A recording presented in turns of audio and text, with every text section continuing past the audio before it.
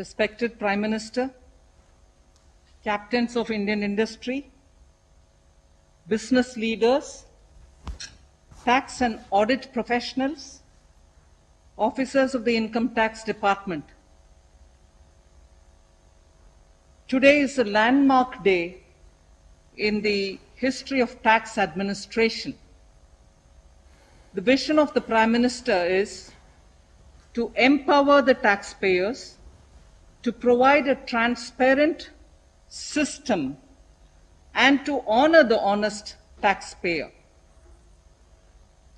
To realize this vision, the CBDT, the Central Board for Direct Taxation, has given a framework and put in place a system in the form of this platform. A transparent, efficient, and accountable tax administration is what this platform brings in. It uses technology, data analytics, and also uses artificial intelligence. What does this mean to the taxpayer in the country? It eases compliance burden. It brings in fair, objective, and a just system. There shall not be any physical interface between the department and the taxpayer, and to an extent, it shall bring in certainty of information. The IT department, the Income Tax Department, has undertaken several reforms which in a normal era would have been remembered as a significant milestone. Last year, it brought down the corporate tax from 30 to 22% for all the manufacturing existing units. It also brought it down, introduced 15% taxation for new manufacturing companies. It removed the dividend distribution tax. It also simplified the personal income tax structure and gave a complete framework of option with simplified and reduced tax structure for those who did not want exemptions or deductions. In other words, taxpayers were given a choice, an option. The Income Tax Department also provided the option for cooperatives to pay taxes at a concessional rate. So, in order to provide accountability, the department has also committed itself for providing document identification number, the DIN as we come to call it. And this is for all its communications. Without the DIN, the document identification number, a document emanating from the Income Tax Department shall be invalid. It also, therefore, provides traceability and authenticity to the communication of the department with its taxpayers.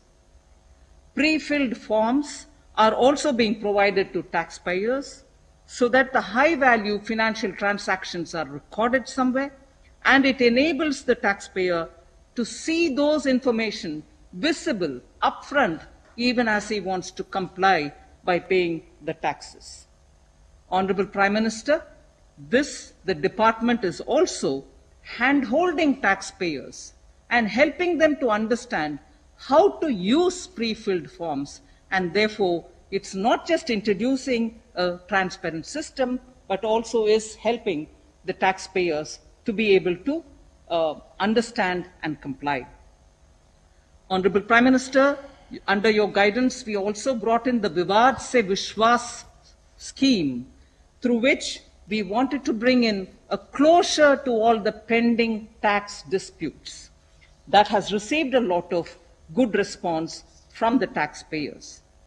Respected Prime Minister, the IT department has also taken up several measures to provide digital transaction and electronic modes of payments for the taxpayers.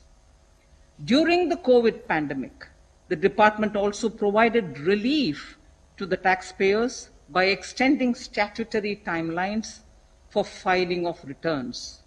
the department also has released the refunds which are due to the taxpayers in an expeditious manner. Lastly, Honorable Prime Minister, the officers and the staff of IT department, Income Tax Department, deserve our appreciation for their untiring efforts to bring reality to your vision. I would like to make a special mention to all the Income Tax Gazetted Officers Association members who this morning have sent a message to the Finance Secretary, a message of commitment, a message of their commitment to see that this vision of the Honorable Prime Minister is realized without any glitches. Thank you very much. धन्यवाद वित्त मंत्री जी। अब मैं आदरणीय प्रधानमंत्री महोदय से आदरपूर्वक निवेदन करता हूं कि वे कृपया transparent taxation honouring the honest platform का लोकार्पण करें।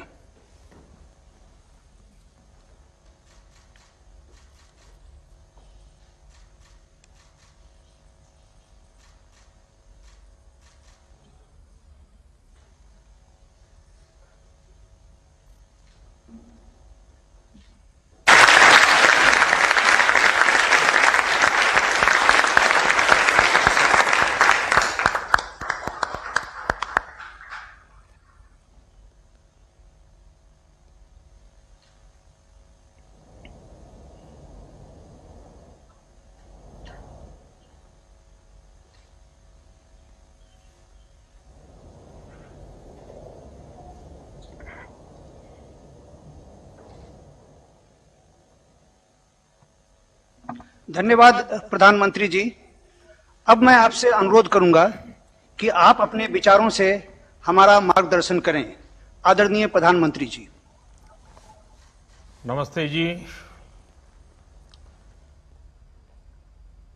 देश में चल रहा स्ट्रक्चरल रिफॉर्म्स का सिलसिला आज एक नए पड़ाव पर पहुंचा है। Transparent taxation, honouring the honest, 21वीं सदी के टैक्स सिस्टम की इस नई व्यवस्था का आज लोकार्पण किया गया है। इस प्लेटफॉर्म में फेसलेस असेसमेंट, फेसलेस अपील और टैक्स पेयर्स चार्टर जैसे बड़े रिफॉर्म्स हैं। फेसलेस असेसमेंट और टैक्स पेयर्स चार्टर आज से ही लागू हो गए हैं, जबकि फेसलेस अपील की सुविधा 25 सितंबर यानी दीनदयाल उपाध्याय जी के जन्मदिन से पूरे देश भर में नागरिकों के लिए उपलब्ध हो जाएगी। अब टैक्स सिस्टम भले ही फेसलेस हो रहा है, लेकिन टैक्स पेयर को ये फेयरनेस और फियरलेसनेस का विश्वास देने वाला है। ये सभी टैक्स पेयर्स को इस महत्वपूर्ण तोहफे के लिए मैं बहुत बहुत बधाई देता हूं और इनकम टैक्स विभाग के सभी अधिकारियों को, हर छोटे मोटे कर्मचारी को भी बहुत बहुत शुभकामनाएं देता हूं। साथियों, बीते 6 वर्ष में हमारा फोकस रहा है banking the unbanked, securing the unsecured और फंडिंग द अनफंडेड। आज एक तरह से एक नई यात्रा शुरू हो रही है। ऑनरिंग द ऑनेस्ट, ईमानदार का सम्मान। देश का ईमानदार टैक्स पेयर राष्ट्र निर्माण में बहुत बड़ी भूमिका निभाता है। जब देश के ईमानदार टैक्स पेयर का जीवन आसान बनता है, वो आगे बढ़ता है, तो देश का भी विकास होता है, देश भी आगे बढ़ता है। साथियों, आज से शुरू हो रही नई व्यवस्थाएं, नई सुविधाएं, मिनिमम गवर्नमेंट, मैक्सिमम गवर्नेंस, इसके प्रति हमारी प्रतिबद्धता को और मजबूत करती है। ये देशवासियों के जीवन से सरकार को, सरकार के दखल को कम करने की दिशा में भी एक बड़ा कदम है।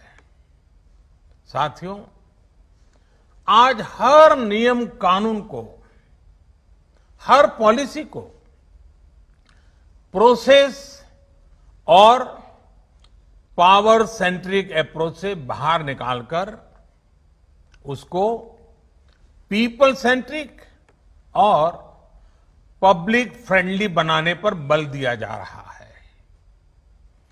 ये नए भारत के नए गवर्नेंस मॉडल का प्रयोग है और इसके सुखद परिणाम भी देश को मिल रहे हैं। आज हर किसी को ये एहसास हुआ है कि शॉर्टकट्स ठीक नहीं है। और हमारे यहां तो रेलवे स्टेशन पे लिखा जाता है, shortcut will you cut you short. गलत तौर तरीके अपनाना सही नहीं है। वो दौर अब पीछे चला गया है। अब देश में माहौल इस ओर आगे बढ़ रहा है कि कर्तव्य भाव को सर्वोपरि रखते हुए सारे काम होने चाहिए। सवाल यह है कि ये बदलाव आखिर कैसे आ रहा है? क्या ये सिर्फ सख्ती से आया है? क्या ये सिर्फ सजा देने से आया है? जी नहीं, बिल्कुल नहीं।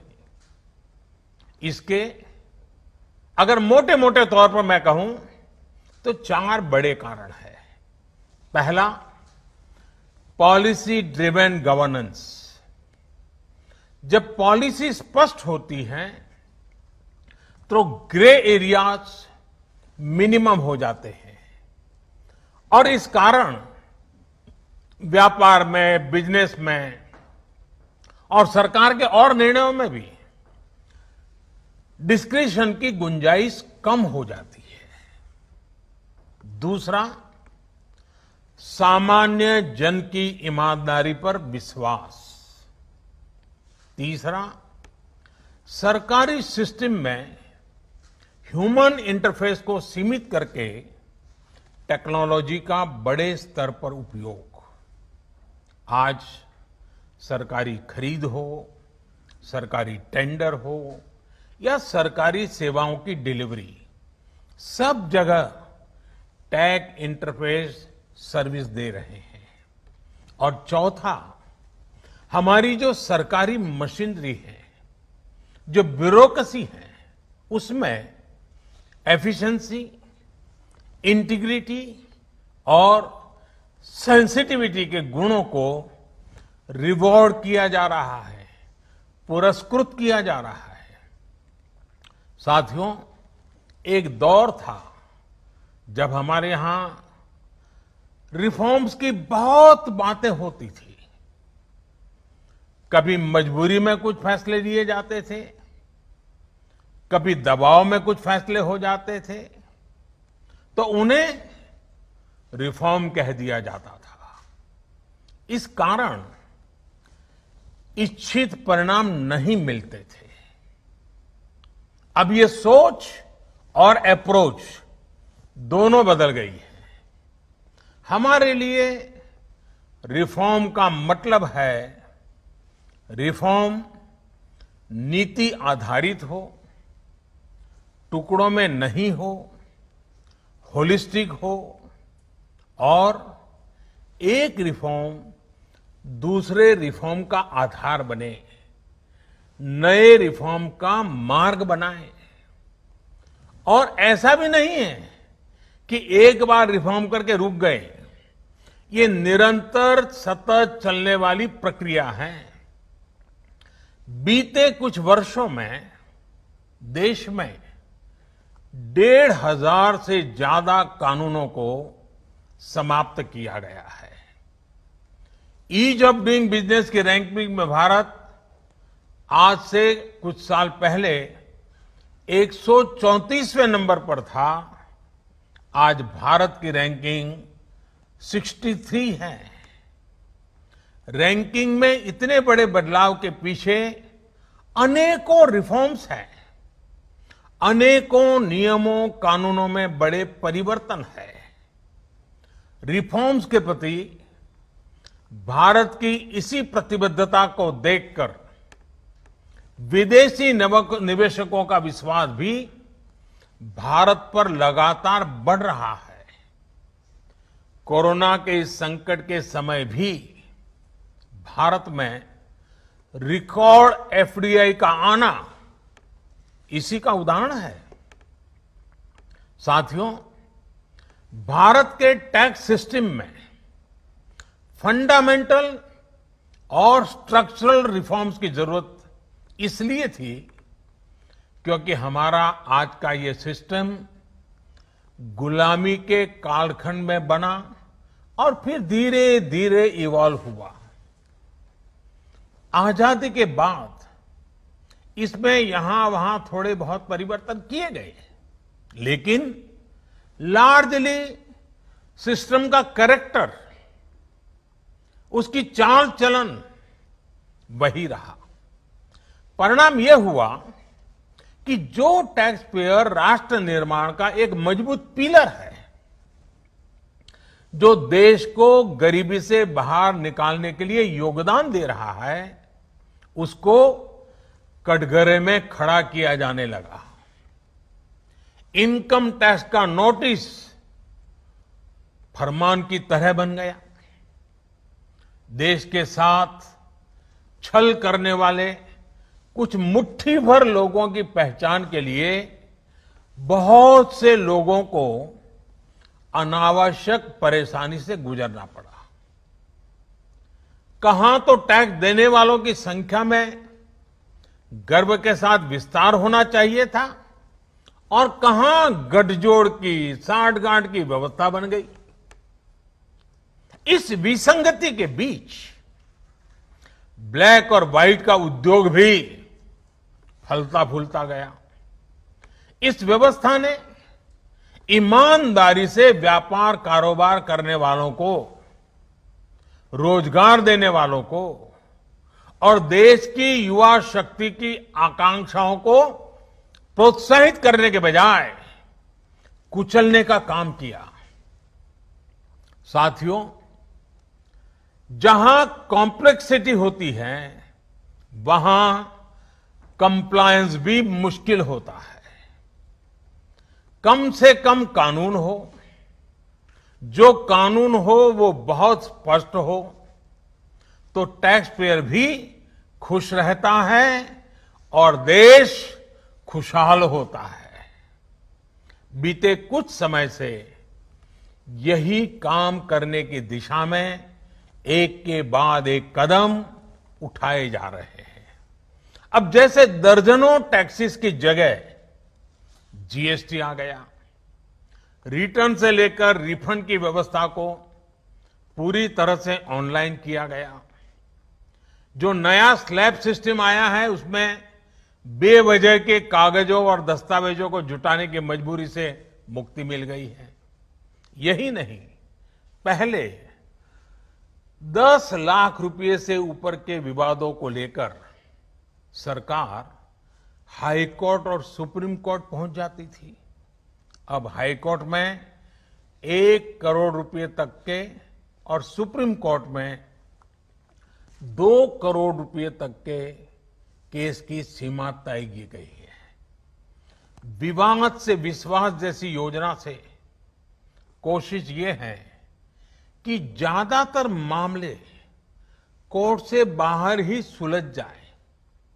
इसी का नतीजा है कि बहुत कम समय में ही करीब 3 लाख मामलों को सुलझाया जा चुका है। साथियों, प्रक्रियाओं की जटिलताओं के साथ साथ देश में टैक्स भी कम किया गया है। 5 लाख रुपए की आय पर अब टैक्स 0 है। बाकी स्लैब में भी टैक्स कम हुआ है। कॉरपोरेट टैक्स के मामले में हम दुनिया में सबसे कम टैक्स लेने वाले देशों में से एक हैं। साथियों, कोशिश ये है कि हमारी टैक्स प्रणाली सीमलेस हो, पेनलेस हो, फेसलेस हो। सीमलेस यानी टैक्स एडमिनिस्ट्रेशन हर टैक्स पेयर को उलझाने के बजाय समस्या को सुलझाने के लिए काम करे। पेनलेस यानी टेक्नोलॉजी से लेकर रूल्स तक सब कुछ सिंपल हो। फेसलेस यानी टैक्स पेयर कौन है और टैक्स ऑफिसर कौन है, इससे मतलब ही नहीं होना चाहिए। आज से लागू होने वाले ये रिफॉर्म्स इसी सोच को आगे बढ़ाने वाले हैं। साथियों, अभी तक तो होता यह है कि जिस शहर में हम रहते हैं उसी शहर का टैक्स डिपार्टमेंट हमारी टैक्स से जुड़ी सभी बातों को हैंडल करता है।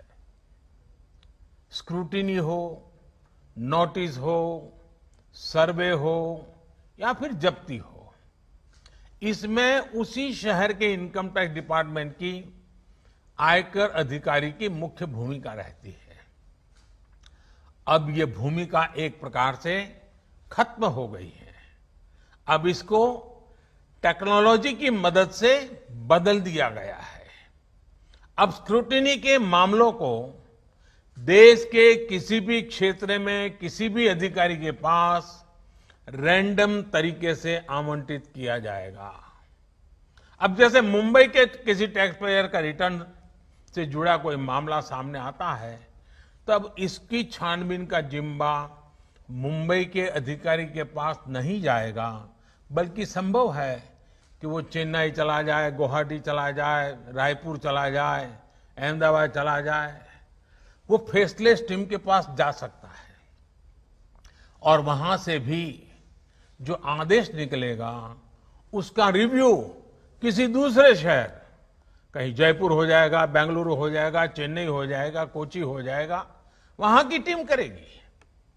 अब फेसलेस टीम कौन सी होगी, इसमें कौन होगा, ये भी कंप्यूटर रैंडमली तय करेगा। और ये प्रक्रिया भी बार बार उसमें बदलाव होता रहेगा।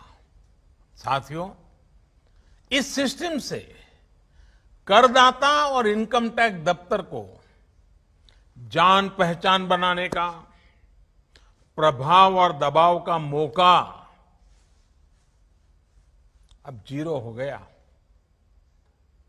सब अपने अपने दायित्व के हिसाब से काम करेंगे।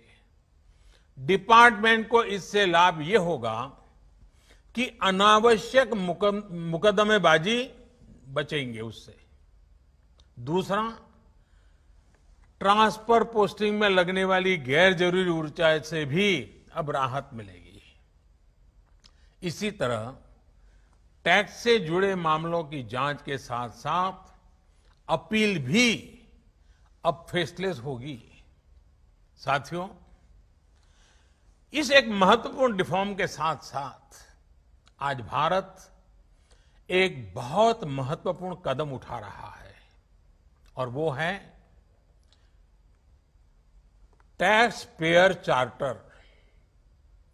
ये टैक्स पेयर चार्टर भी देश की विकास यात्रा में बहुत बड़ा कदम है और टैक्स पेयर के लिए अधिकार और कर्तव्य दोनों को संतुलित करने का और सरकार की जिम्मेवारी पक्की करने का ये बहुत अहम कदम है। टैक्स पेयर को इस तरह का सम्मान और सुरक्षा देने वाले दुनिया में बहुत कम देश है, गिने चुने देश हैं। लेकिन अब भारत भी इस महत्वपूर्ण कदम की ओर अपने आप को ले जाकर के उसमें शामिल हो गया है। अब टैक्स पेयर को उचित, विनम्र और तर्क संगत व्यवहार का भरोसा दिया गया है। यानी आयकर विभाग को अब टैक्स पेयर की डिग्निटी का संवेदनशीलता के साथ ध्यान रखना होगा। अब टैक्स पेयर्स की बात पर विश्वास करना होगा। डिपार्टमेंट उसको बिना किसी आधार के ही शक की नजर से नहीं देख सकता। अगर किसी प्रकार का संदेह है भी तो टैक्स पेयर को अब अपील और समीक्षा का भी अधिकार दिया गया है। साथियों, अधिकार हमेशा दायित्वों के साथ आता है, कर्तव्यों के साथ आते हैं। इस चार्टर में भी टैक्स पेयर से कुछ अपेक्षाएं की गई हैं। टैक्स पेयर के लिए टैक्स देना या सरकार के लिए टैक्स लेना ये कोई हक का, अधिकार का विषय नहीं है, बल्कि ये दोनों का दायित्व है, जिम्मेवारी है, कर्तव्य है, रिस्पॉन्सिबिलिटी है। टैक्स पेयर को टैक्स इसलिए देना है क्योंकि उसी से सिस्टम चलता है। देश की एक बड़ी आबादी के प्रति देश अपना फर्ज निभा सकता है और उज्जवल भविष्य की ओर कदम भी रख सकता है। इसी टैक्स से खुद टैक्स पेयर को भी तरक्की के लिए, प्रगति के लिए बेहतर सुविधाएं और इंफ्रास्ट्रक्चर मिल पाता है। वहीं सरकार का ये दायित्व है कि टैक्स पेयर की पाई पाई का सदुपयोग करे। ऐसे में आज जब करदाताओं को सुविधा और सुरक्षा ये दोनों मिल रही हैं, तो देश भी हर टैक्स पेयर से अपने दायित्वों के प्रति ज्यादा जागरूक रहने की अपेक्षा करता है। साथियों, देशवासियों पर भरोसा, इस सोच का प्रभाव कैसे जमीनी पर नजर आता है, ये समझना भी बहुत जरूरी है। वर्ष 2012-13 में जितने टैक्स रिटर्न होते थे उसमें से 0.94% की स्क्रूटनी होती थी। वर्ष 2018-19 में ये आंकड़ा घटकर 0.26% पर आ गया है। यानी केस की स्क्रूटनी करीब करीब 1/4 हो गई है, 4 गुना कम हुई है। स्क्रूटनी का 4 गुना कम होना अपने आप में बता रहा है कि बदलाव कितना व्यापक है। साथियों, बीते 6 वर्षों में भारत ने टैक्स एडमिनिस्ट्रेशन में गवर्नेंस का एक नया मॉडल विकसित होते देखा है। We have decrease complexity, decrease taxes, decrease litigation, increase transparency, increase tax compliance, increase trust on the taxpayer. साथियों, इन सारे प्रयासों के बीच बीते 6-7 साल में इनकम टैक्स रिटर्न भरने वालों की संख्या में करीब 2.5 करोड़ की वृद्धि हुई है। ये वृद्धि तो बहुत बड़ी है, लेकिन इस बात का हम इनकार नहीं कर सकते हैं कि इसके बावजूद भी 130 करोड़ के देश में ये बहुत कम है, बहुत कम है। इतने बड़े देश में सिर्फ 130 करोड़ में से 1.5 करोड़ साथी ही इनकम टैक्स जमा करते हैं। 130 करोड़ में 1.5 करोड़। मैं आज देशवासियों से भी आग्रह करूंगा, जो सक्षम है उनको भी आग्रह करूंगा, भिन्न भिन्न करके व्यापार उद्योग के संगठन चलाते हैं उनको भी आग्रह करूंगा। इस पर हम सबको चिंतन करने की जरूरत है, देश को आत्मचिंतन करना होगा और ये हमारा आत्मचिंतन ही आत्मनिर्भर भारत के लिए आवश्यक है, अनिवार्य है। और ये जिम्मेदारी सिर्फ टैक्स डिपार्टमेंट की नहीं है, ये जिम्मेवारी हर हिंदुस्तानी की है, हर भारतीय की है जो टैक्स देने में सक्षम है, लेकिन अभी वो टैक्स नेट में नहीं है। वो स्वप्रेरणा से अपने आत्मा को पूछे, आगे आए। और अभी 2 दिन के बाद 15 अगस्त है। आजादी के लिए मरने मिटने वालों को जरा याद कीजिए, आपको लगेगा हां मुझे भी कुछ न कुछ देना चाहिए। आइए विश्वास के, अधिकारों के, दायित्वों के इस महत्वपूर्ण भावना का सम्मान करते हुए, इस प्लेटफॉर्म का सम्मान करते हुए नए भारत, आत्मनिर्भर भारत के संकल्प को सिद्ध करें। एक बार फिर देश के वर्तमान और भावी ईमानदार टैक्स पेयर को बहुत बहुत बधाई देता हूं, शुभकामनाएं देता हूं। और ये पहल, ये बहुत बड़ा फैसला लिया गया है।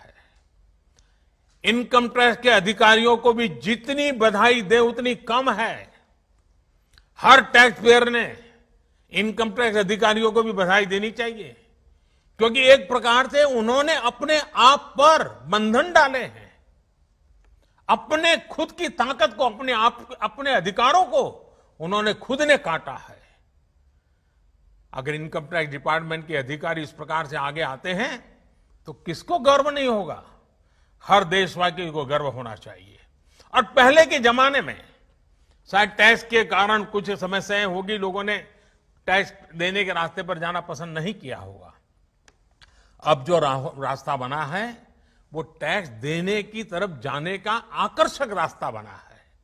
और इसलिए आइए भव्य भारत के निर्माण के लिए इस व्यवस्था का लाभ भी उठाएं और इस व्यवस्था को जोड़ने के लिए आगे भी आए।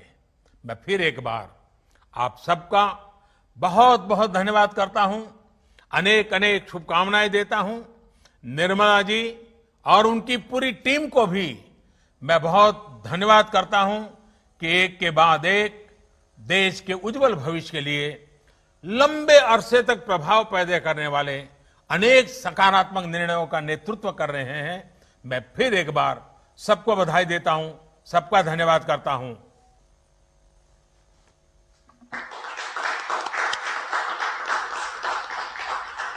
धन्यवाद, धन्यवाद प्रधानमंत्री जी। इस कार्यक्रम के अंत में हम आपका, आदरणीय वित्त मंत्री जी का, वित्त राज्य मंत्री जी का और सभी का आभार प्रकट करते हैं। धन्यवाद।